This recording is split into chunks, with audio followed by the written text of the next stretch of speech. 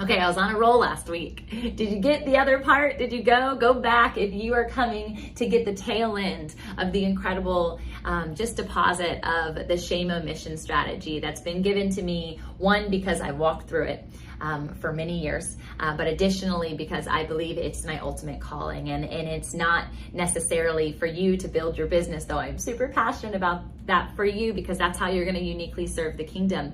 It's a mission-driven leader in the marketplace, right? That's who I help support. That's the community that I want to see nurtured. But I also know fundamentally, foundationally, that we have to start here and here, our head and our heart, and that is also in conjunction with our home and our health.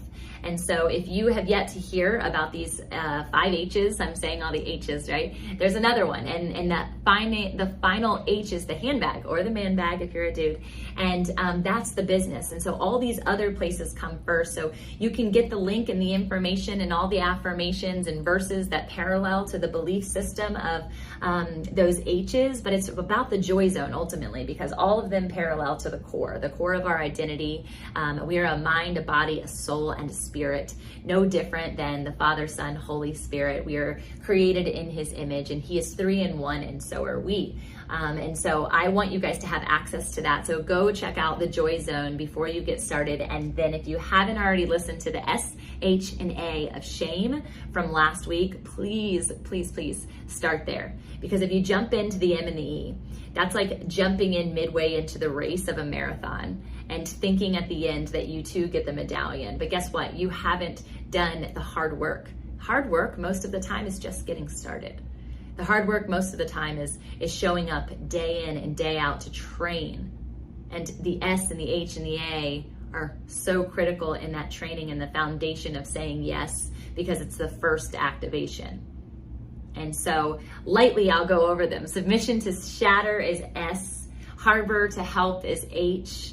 Armor to act, and we went through Ephesians 6, 10 through 18. I kept going into 19 and 20 as well last week. So M, are you ready? Is mirror moments to mirrored experiences. So this is all about the mirror, because for a part of my testimony, for a month, in fact, I wasn't able to brush my teeth in front of the mirror. I did brush my teeth, so don't judge. I just couldn't look at myself.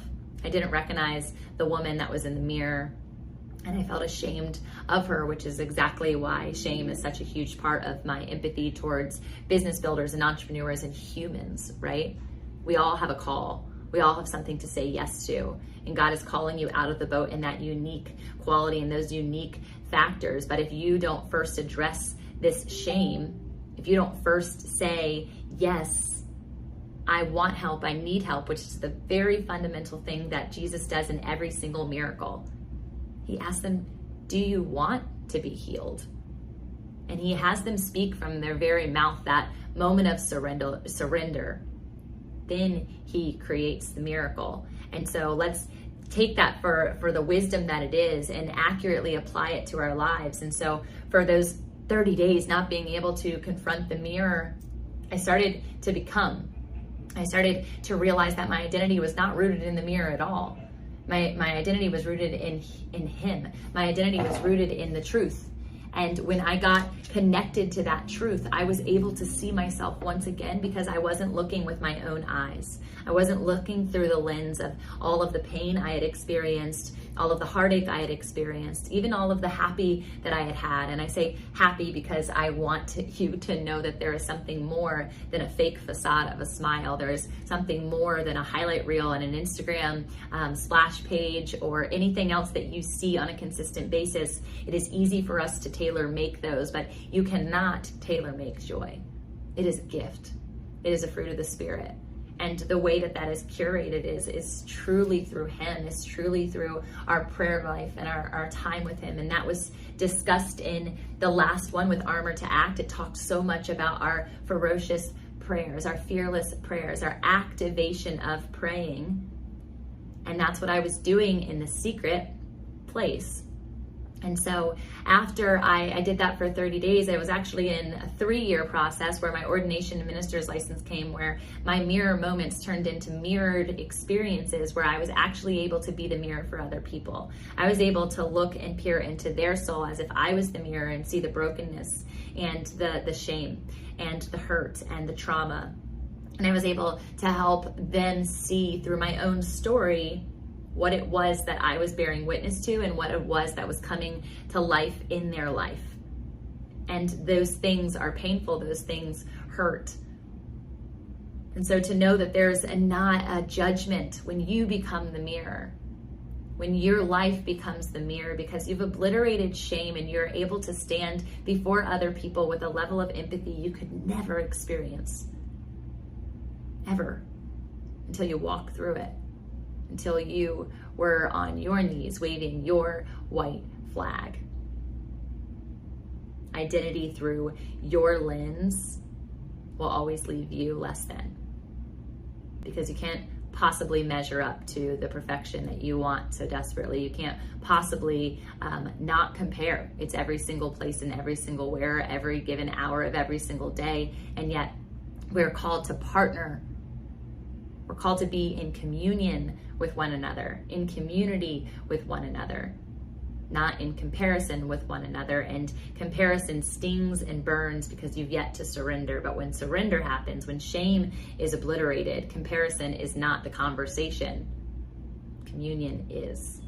So you get to become the mirror, and it is a beautiful exchange when your eyes are no longer yours, when your eyes become his, and you get to see other people for the truth that they are and the beauty that they are. And you also start, obviously, with that mirror moment of yourself to be able to stand and bear witness to the creation that is before you, the beautiful creation that is before you. I have a friend who, and I say friend in that way because she's, through the online world. I've never met her in person. I've never hugged her neck, but I've hugged her with my words many times. I've hugged her with my time investment many times. And she struggled with the fact that I would call her beautiful. And she's like, why do you call me that? Like, I don't get it. Nobody's ever called me that. You don't even know me. And that's because I know that she is a child of God. I know that you're a child of God, and he makes all things beautiful. He makes all things good. And that's where shame being obliterated from your life, being obliterated from your core and living out the fullness of who he calls you to be is a beautiful thing. And so you get to remember all the time that you are clothed in dignity and strength, and you can laugh without fear of the future. You can obliterate shame. You can be the Proverbs 31 woman. You can be the David. Think about him. He was in the fields. He was in the shepherd. He was the least of these when it came to his father's perspective. But God looked at him with his eyes. God looked at him and he called him. He called him to greatness. He called him to king. He called him to serve a nation. He called him to be a part of the Great Commission. And yet he started in a field, dirty, in rags.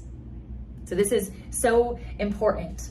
The mirror moments to mirrored experience. And the very last letter, I was going to say weather, sure, you have to weather the storm, it is a part of it, is E in the shame omission strategy, in the SOS strategy. This is your signal. This is you saying, I need help. And him coming, the Holy Spirit coming and depositing you with that help that you're so desperately desiring. So that it makes way for you to be able to stand boldly and fearlessly to serve him and to serve everyone you come in contact with. And that is that empathy to empower. You are going to empower people because you see them, because you bear witness to their pain, and you aren't judging them in that process. And you're also, first and foremost, not judging yourself.